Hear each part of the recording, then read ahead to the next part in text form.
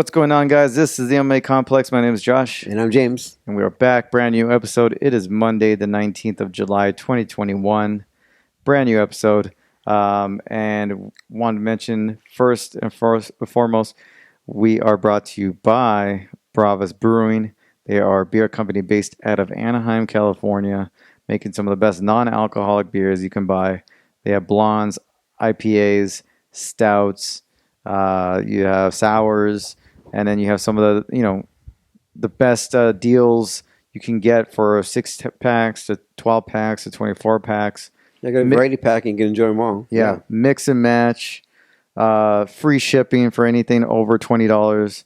And on top of that, using our promo code COMPLEX, you get 10% off your order. Can't beat that. Can't beat that. All right, man. Good to be back. Let's get to it. We have a lot to get to. So we have UFC on in Vegas 31, I believe. It was Islam Makhachev against Thiago Moises. You had the return of Miesha Tate. Yeah. The retirement of Marion Reneau. Oh, Jesus Christ. And then several other fights that were actually pretty fun. Biggest story, though, you got to go with Islam. You got Islam Makhachev having a dominant win over Thiago Moises. 4-round affair, I believe. Submission, rear naked choke. And, it was dominant. This is Islam Makhachev, who is the protege of Khabib Nurmagomedov. Khabib was in his corner, coaching him every step of the way, and really close to Khabib. And everybody that's ever worked with Islam has always said that he's the next guy to hold the title at 155. After his fight, he basically called out everyone in the division. But as far as his performance, I thought it was dominant. I don't think it blew me away, or any casuals watching it wouldn't have necessarily been blown away by the performance. There was no crazy knockout, or it was kind of a back and forth affair for a little bit, but Islam pretty much wore him down and got the choke. Yeah. What would you do with Islam at this point? There's a certain couple of things. What do you see as far as his performance compared to somebody like Khabib? And next, what's for him in the division? Who would you match him up against? As far as the comparison, I think those two fighters, Khabib and Islam, are two completely different fighters. I think Khabib's more an aggressive fighter, both on his feet and on the ground. He's always looking to finish. He has that talking trash, and with Islam, it's not like that at all. Like he's pretty much there to just do what he can and win. Yeah, the fights. So I think that, in comparison, they're two completely different fighters. But I think he'll be a successful fighter in that division. Yeah, I think so. And I match him up with either Tony Ferguson just because of his name value and what Tony's done in his past fights where just losing. He's not the same Tony as before. So I think taking his name will take him to either the number 1 spot or the number 2 spot. Mm-hmm. And a fight against maybe Dos Anjos would be a good fight too. Yeah. Someone that I think everyone knows him by name, and I think it's a very winnable fight. Yeah, for Islam as well. I think so. No, I agree. I thought the performance was great. I thought, comparison wise, I think he's great all around. Khabib, unlike Khabib, I think he has really good striking, probably even more well-rounded technical striking than Khabib. Yeah. But I think Khabib is still far superior in terms of the finishing, aggressive style grappling. I think Makhachev is more preoccupied with, more concerned about having a dominant position and either landing strikes or getting a submission when it comes. And unlike Khabib, who is looking to just dominate you in every way, take you down, submit you, and get you out of there right away. So, I don't know. I think there's definitely difference in terms of their approach. And as far as skill wise, I think probably Islam is probably a little bit more well rounded. It's just how they go about it is completely different. I think, yeah, again, Khabib I think is just a far more superior grappler. Um, if we're looking at matchups, I mean, obviously the top five guys are not going to really want to touch him right now.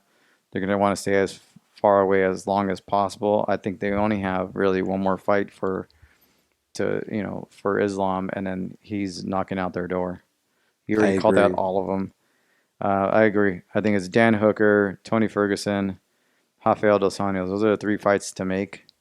Those are three guys to fight. I think the easiest out of the three is obviously Tony Ferguson. Yeah, for sure. If he can retire Tony, all the better.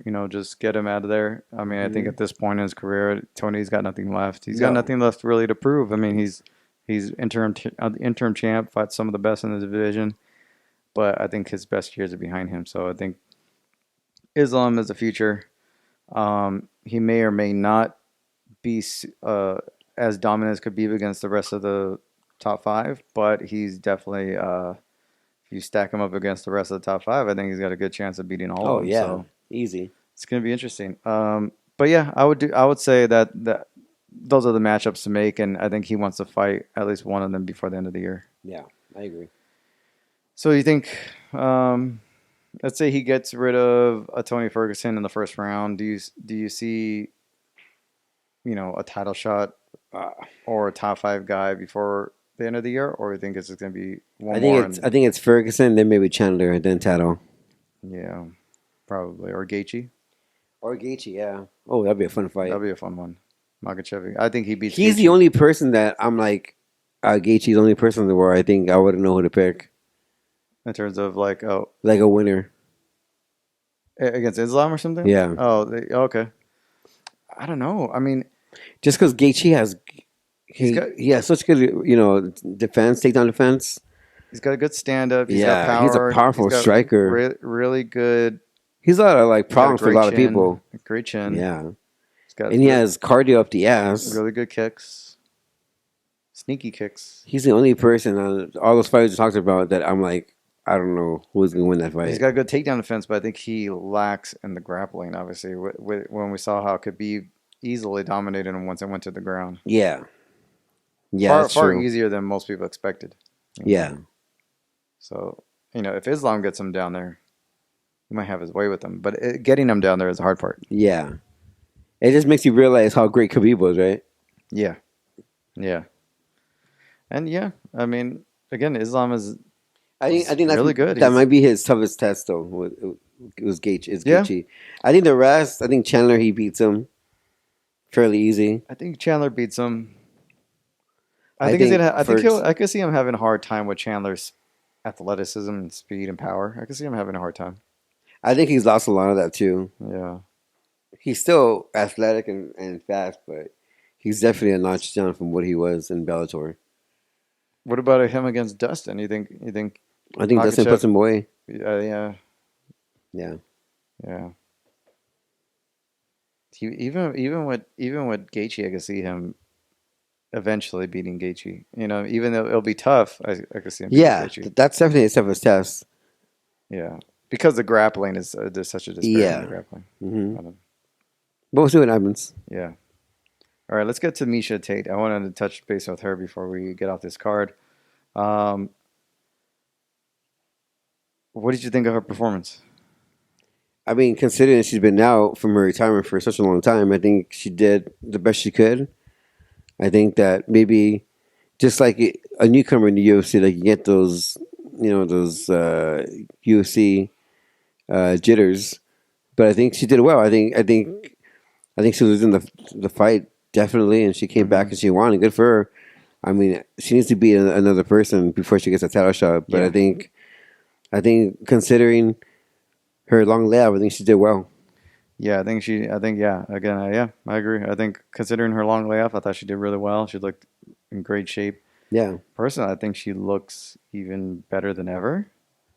I mean, I don't know.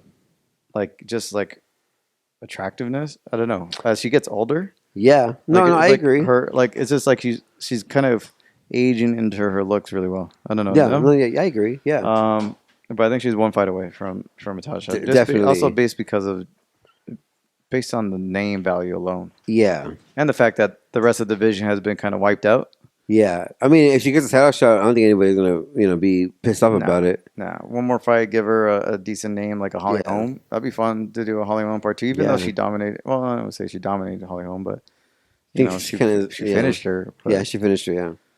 That'd be a fun one to run it back. Yeah. I don't know. Or like Rocky. Is Rocky still fighting? That'll be a fun one. That'll be a good one. I mean, she needs something that's going to propel her to a title shot. I don't know if she's got like 4 fight contract, I think, something like that. She's got a decent sized contract. Yeah. Don't rush into the title because I think she'll get handled by Amanda Nunes. No, most of the girls that she came up with are on their way out. Yeah. If not gone already. And, the new crop is coming in. Even though I think the new crop of girls hasn't come in fast enough, unlike the guys.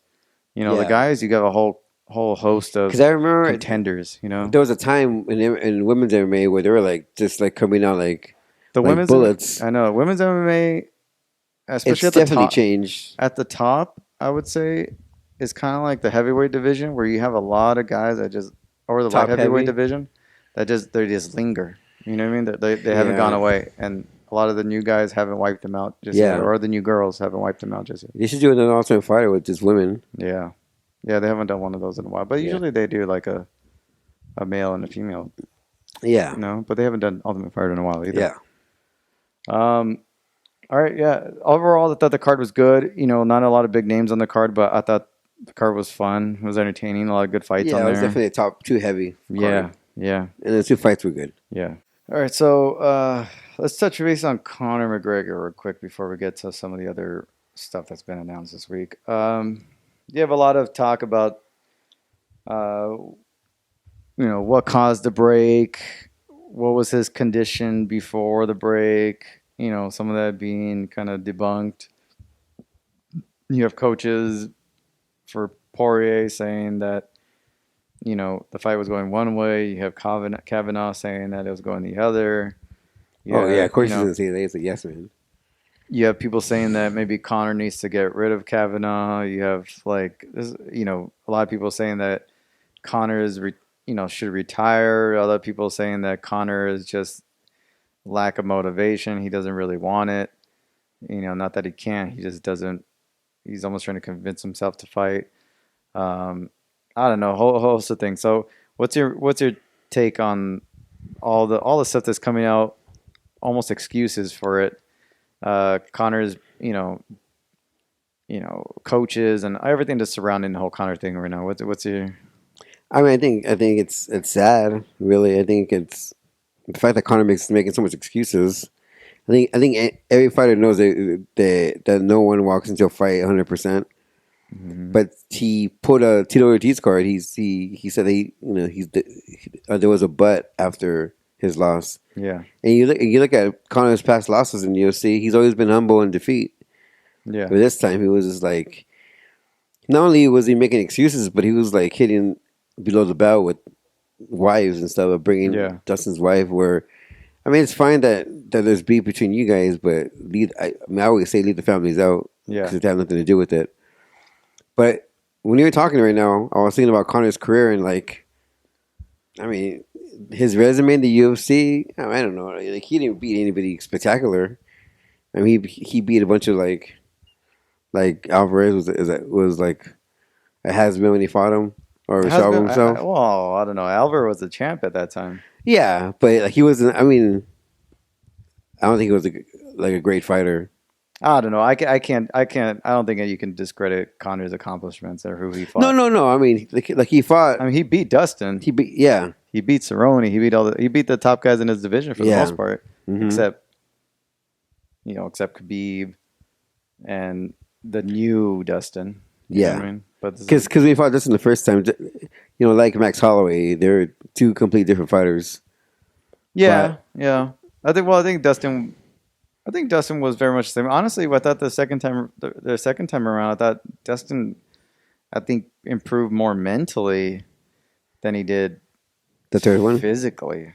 Like, You mean the third fight or the second fight? I haven't both of them. I haven't. Oh. I haven't seen anything from Dustin that's new. You know, I haven't seen anything from him that's new. He just puts it together better, and he's mentally strong. Yeah, like you said, the same thing about Khabib. Right? Like that guy comes with the same. Everyone knows what he's going to come with, and he's so no one can stop it. Yeah, I guess, but that's but Khabib's a specialist. Yeah, almost. You know what I mean? With Dustin, he's just a well-rounded kind of.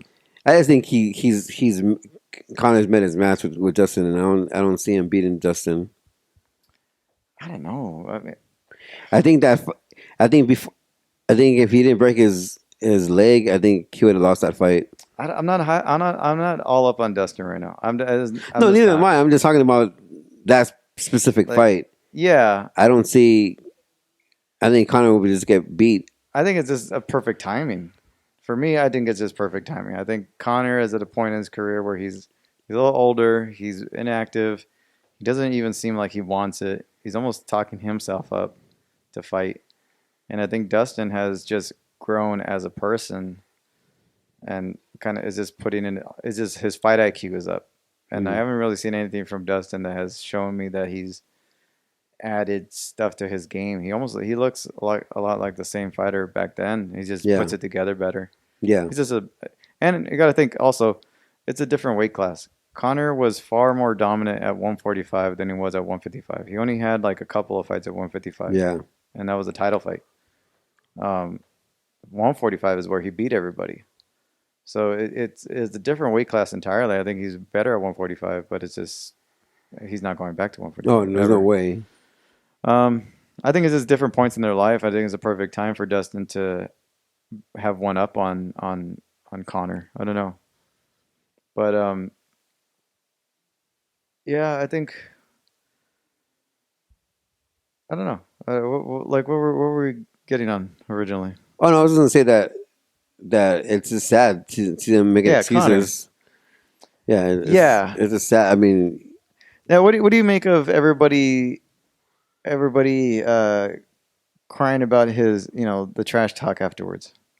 It didn't bother me that much, honestly. Like no, but like you should keep families out. Yeah, but I think do you think it's because it's just as a man, like if someone talking crap about someone who I'm with like that. No, definitely. Especially the DM stuff. I mean, it's kind of low for him. We've seen it before, but it's low. But Conor is a low person. Like he always talks. But he said some crazy stuff in the past. But he's been more creative. It was more like this one seems like a little bit more like I don't know. My problem was that he's bringing wives in. He shouldn't. If you have beef with someone, keep it between the two. Don't bring families into it.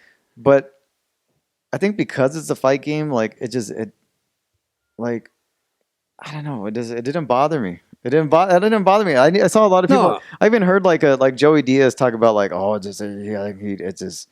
it just went too far, and I'm like, because it's the wife thing. Yeah, but I just and everybody's all these journalists are asking these fighters like their opinion on his trash talk, and I'm like, why is this even a topic? I don't know. Why is anybody even talking about this? It's a topic because a female was brought into it. But we've seen it done before.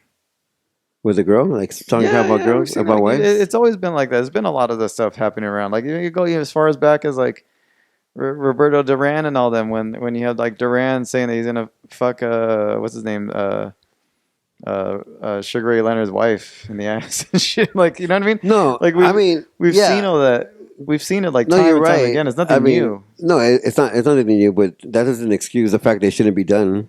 Yeah, just like there's racism. They go way back when. I think racism. It's allowed. I think racism and religion are kind of like. I wouldn't say that you shouldn't go there, but it's kind of like you don't need to go there. You could bring up families, and I think even families you don't really kids. I would say leave out kids. No wives. But you could.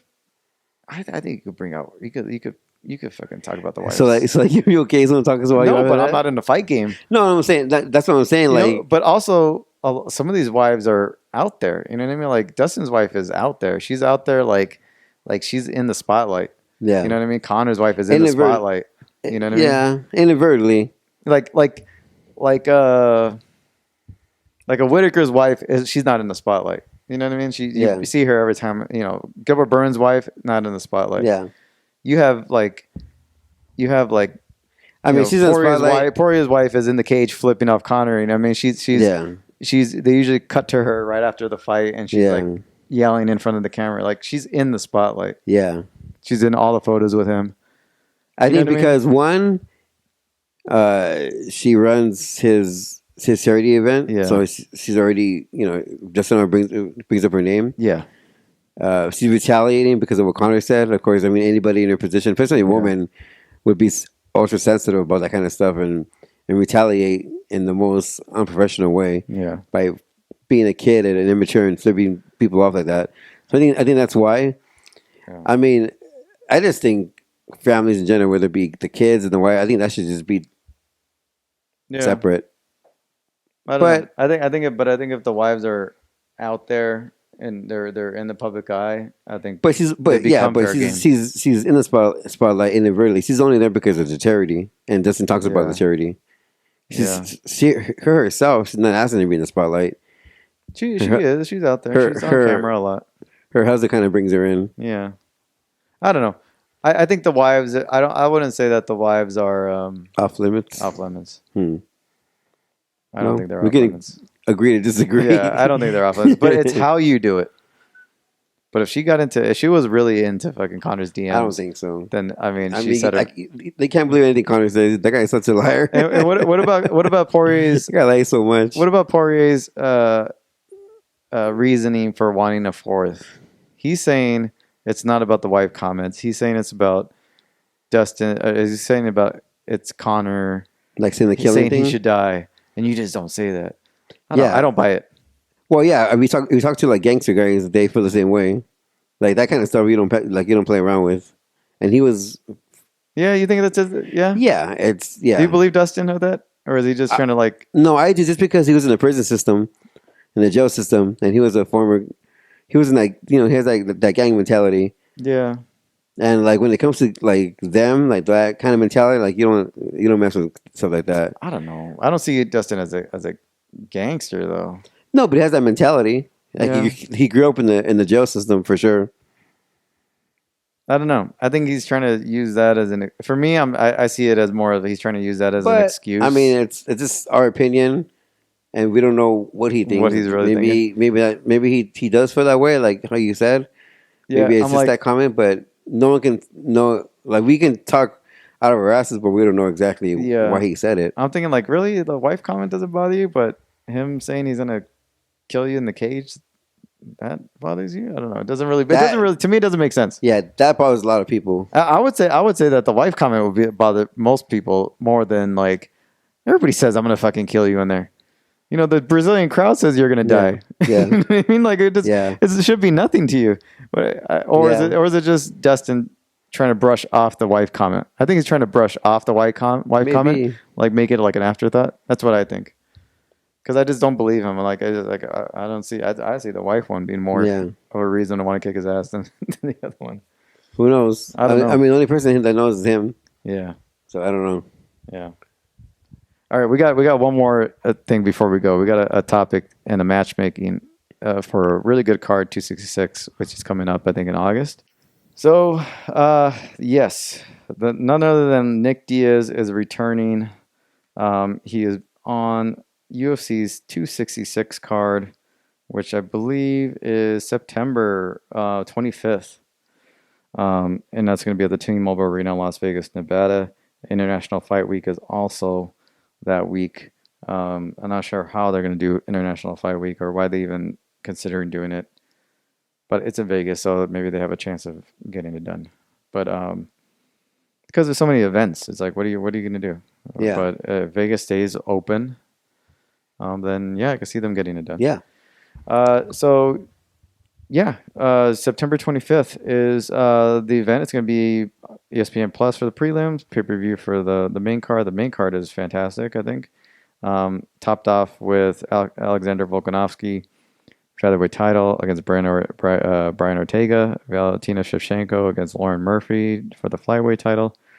Robbie Lawler versus none other than the return of Nick Diaz in a 5-round welterweight bout. Curtis Blades versus Rosenstruik and Jessica Andrade versus Cynthia Calvillo is your main card for UFC 266. Sleeper card, I mean, that came up out of nowhere. That's just, I mean, from top to bottom. Actually, if you go to the prelims, it's pretty damn good. Return of Nick Diaz against Robbie Lawler. What do you make of this one? Excited?